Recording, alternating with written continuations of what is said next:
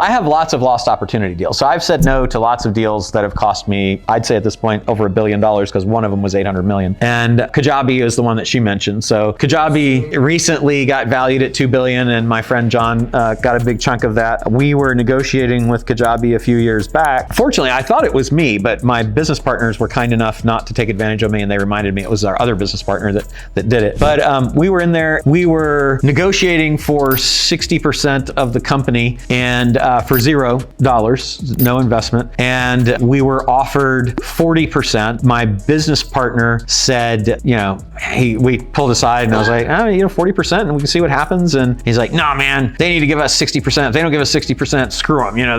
They need us. We're the best ever, blah, blah, blah. And I was like, okay. So we went back in. They came up to 40% as the offer was the most that they were willing to make. And we said no because we didn't think that was enough. And then about 2 years later, they sold for $2 billion. So 40% of 2 billion is 800 million. I've never done that math until just now, but that was a say no. And I've got a whole bunch of those that are in the multi-millions, but that's bound to happen as you're going through. And if I had said yes to all the deals to get that one, I probably would be broke. So I don't sweat it too much. And I like to give my friend John, a hard time about it. Every time I talk to him, I'm like, hey man, you want to send me some money? Don't you feel guilty? But I don't have a deal that's gone horribly wrong because I follow what I share with you guys. I mean, I have had deals that don't work out. Probably the worst one was in the e-commerce space, and I had about a $3 million loss of actual cash that I was about 40% of. So what's that, $1.2 million?